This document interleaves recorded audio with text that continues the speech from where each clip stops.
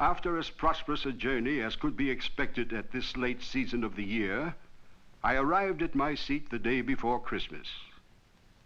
With these words, George Washington told of his return to Mount Vernon in 1783. The Revolution was over, and from the noise of battle, he was welcomed to the peace and privacy of his first Christmas at home in 9 long years. Here at last was the familiar hall. Here was the light of his own candles, the warmth of cheerful fires and friendly faces, the fragrance of holiday greens. How different were these joys and this comfort from the Christmas at Valley Forge a few years before, when he shared the misery of freezing and starving soldiers. He must have wondered whether he would live to see his beloved home again, the home he would rather have had destroyed than surrendered to tyranny. But his victory had saved it, and now he was back to the sight of familiar little things in his own room and to the privacy of his own thoughts. In a letter to a friend, he spoke of the change in his life. I am at length become a private citizen of America, and free from the bustle of camp and intrigues of court, I shall view the busy world with serenity of mind. Now he could unpack his battle equipment and put it away among his memories of fateful events that now were history. The sight of the enemy routed from Boston, his forced retreat from Long Island with the British at his heels, the bitter defeat at Brandywine that left the Americans in peril until aid from France opened the way to the final great victory at Yorktown. The commander-in-chief who had ordered the bugle call on the field of battle could become once more the country squire who answered the call of the hunting horn and the claim of his own peaceful fields. Here at Mount Vernon, he still followed the customs of England. Although freedom from British rule had been won in the space of a few years, the culture of the old world would not give way so quickly to that of the new. Even after the Revolution, George Washington looked out from his house over land and buildings that still expressed the way of life of an English planter in colonial Virginia. And whether as a loyal subject of the king, or now as a citizen of a new and independent nation, he was always proud of Mount Vernon, which he described in a letter. It lies in a high, dry, and healthy country on one of the finest rivers in the world, in a latitude between the extremes of heat and cold. He loved the life of a farmer best of all, but the soil to which he now returned was far from rich. He had changed his crops from tobacco and corn to wheat and grass in order to conserve his land. He now cultivated more than 2,000 acres, well stocked with sheep, horses, cows, pigs, and fowl.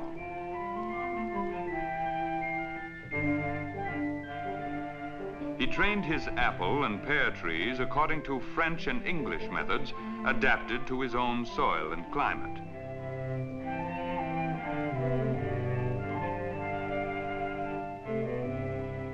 His studies of other homes seen on his travels led him to plant poplars and boxwood in formal patterns. Thus, an outland farm became a handsome plantation. But rather than a wealthy country gentleman playing with a hobby, he was a vigorous and enterprising farmer who had to work his soil hard for a livelihood. His crops went to market as far as the West Indies. From his kitchen garden came honey and spice for his own table. The produce of his vines and vegetable beds provided food for his family and household, and for passing guests resting from travel through the surrounding wilderness. Mount Vernon included 5 farms, surveyed on a map by the general himself. He had enlarged by more than 3 times the property he had acquired through his half-brother Lawrence. The Washington family had originally been given the land by a document signed in the name of that same British royal house from which the general had now set his country free. In little more than 100 years, a piece of wilderness in the first English colony of the New World had been made into a civilized and productive American homestead that could now provide for itself. To meet its needs, its plan included many different buildings called dependencies. Each one had a special function in the complex business of keeping a large community clothed and fed. On the simple implements in the spinning house, the women folk turned out 1,000 yards of cloth a year from wool, cotton, and flax gathered on the estate. From these fabrics came most of the clothing and linen used by the people of Mount Vernon.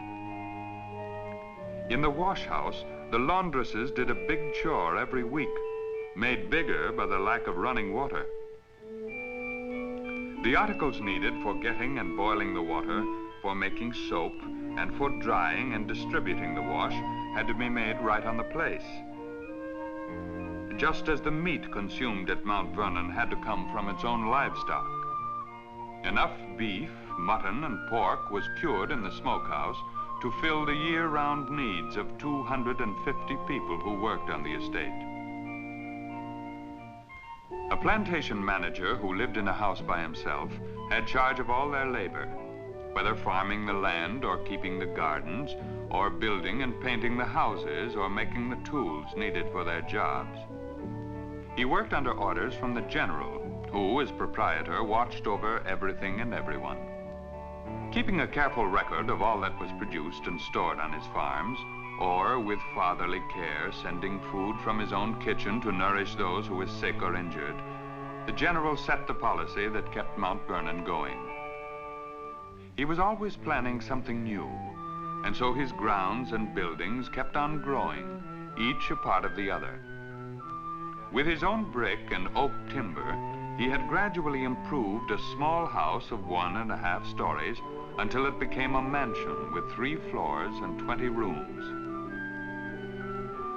And now, after the Revolution, he completed a new type of piazza, his own original contribution to colonial architecture, like his extensive use of pine sheathing, which was beveled, painted, and covered with sand to withstand the elements and look like stone. I have a large room which I intend to finish in a plain, neat style, which, independent of present taste, is my choice. He thanked a friend for sending him the mantel for his new room. The chimney pieces arrived. Too elegant and costly by far, I fear, for my Republican style of living. But he set it up, for it was a gift from England. Like other useful and decorative household objects that came from abroad, it took its place among things made by local craftsmen. His house was like America. Many cultures were forming it, and then were being formed into something new. Life was comfortable here, but it never exceeded the modesty of the 2 people who had taken their wedding breakfast at this table. Theirs was a simple and charming life. Yet, like families on other remote farms of that time, they could fulfill a desire to have beautiful things around them.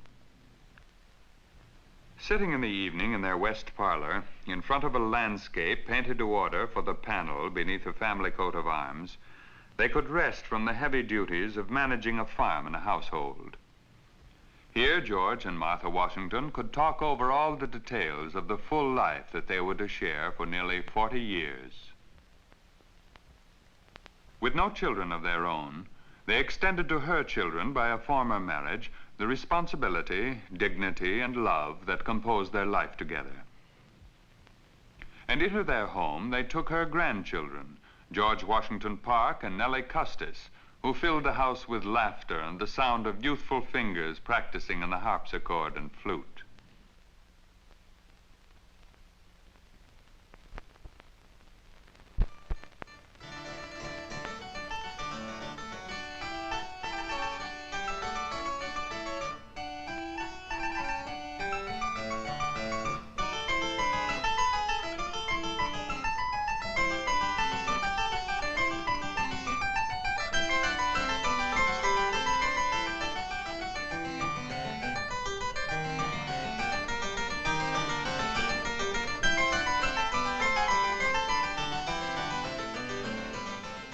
Sometimes Nellie grew weary of her music lesson, for life could be such fun on a plantation like Mount Vernon. Lessons came first, of course, but there were games and parties, too, and how she could make the general laugh by mimicking some of his important visitors. Her charm was enhanced by the beauty and warmth of this house, where she was later to be married. The gifted young girl who grew up in this room was trained by her grandmother to be a good housekeeper. And like young ladies in Europe at that time, this young gentlewoman of America became accomplished in the arts of decoration. Her fingers learned to do needlepoint, for in those days, decoration meant making things. She was given art lessons, too, and taught to paint a still life on silk. But the hands that worked so delicately on peaches, plums, and grapes were also taught to use them in more practical ways. In Mount Vernon's busy kitchen, she learned how to provide good meals for a large establishment and its many guests. The menu on record for a typical dinner included roast beef, leg of boiled pork, mutton chops, and goose, hominy and potatoes, cabbage, onions, and pickles, mince pies, cheese, port, and Madeira. The cook had to know how to build many different kinds of fires and what the timing must be for each one. The general compared Mount Vernon to a well-resorted tavern, for his kitchen provided food for a great many guests. And his house was no ordinary meeting place. Statesmen and thinkers like Thomas Jefferson, James Madison, and Patrick Henry, and former comrades in arms like Major Horatio Gates and the Marquis de Lafayette came together here with other important men of the day. Their exchange of ideas later influenced history. Some of the thoughts on democracy first shared in this room were eventually written into our Constitution by men who first met here and talked across the dinner table. Words of freedom spoken here were joined with liberal thought across the sea, carried home by the young Frenchman Lafayette, who had fought for American liberty and who later presented his host with the key to the Bastille, the royal prison in Paris, a symbol of tyranny which he helped to destroy during the French Revolution. A replica made from its ruined stone was given to the general. And with the key came a message from Lafayette. It is a tribute which I owe as a son to my adoptive father, as an aide-de-camp to my general, as a missionary of liberty to its patriarch. Thus a house guest acknowledged a debt to hospitality. For at Mount Vernon, Lafayette felt at home, sleeping in the room which ever afterwards bore his name, and strolling with his host in the flower garden, whose formal patterns made him think of his own land across the sea. Here also the general could walk alone among his tulips and his sweet William. And perhaps in this quiet retreat, he thought sometimes about the young and unsettled nation to which his life had been devoted. Now he might hope to spend the rest of his days working peacefully on his farm, where land, buildings, and people were forming a harmonious and productive community under his leadership.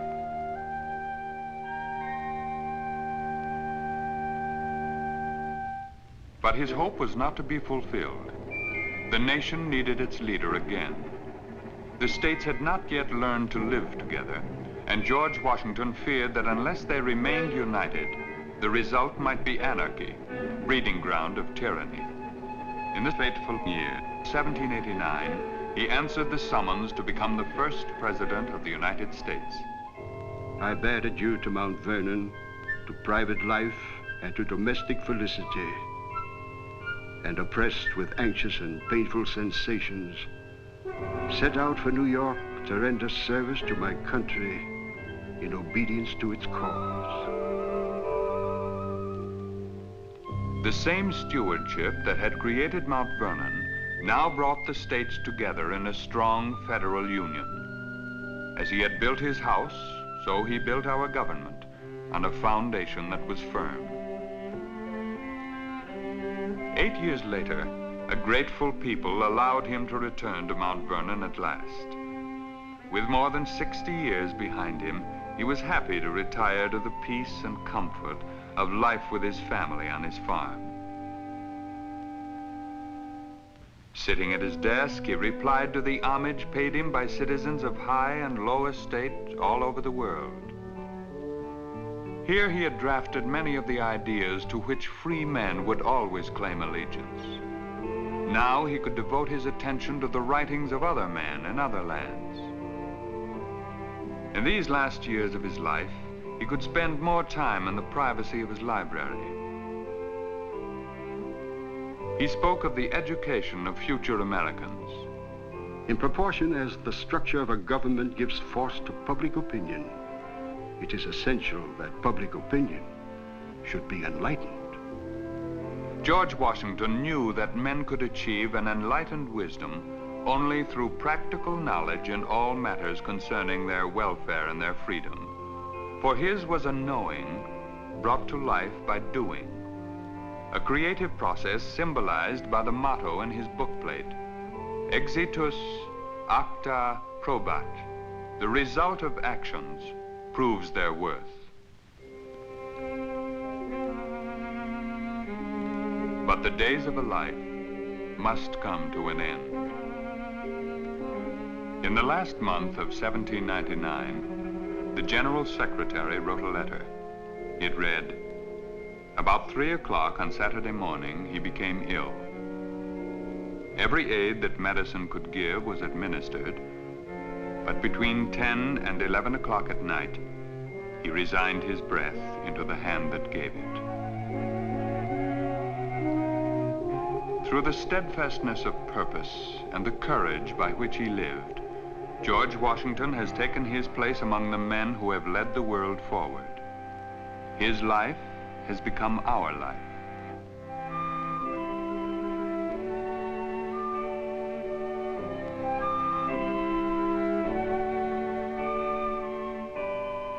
Like many pioneers and farmers, he lies buried at his own request on the grounds of his own home. And when we pay tribute at his grave, we are also able to admire the harvest of his life.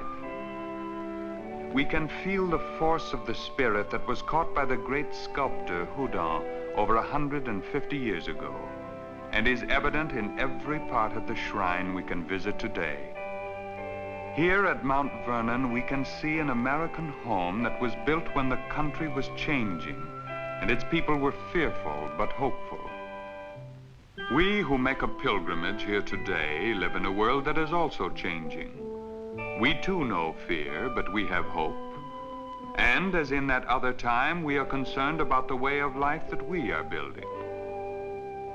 It is important for us to be reminded how seeds grow when they are carefully planted, how walls stand when they are set on firm foundations, and how ideas of citizenship flower in the soil of liberty. Mount Vernon is not an empty house of memories that are dead. It is an American meeting place where we recognize the living beauty, the order, and the dignity that George Washington built into the structure of our free republic.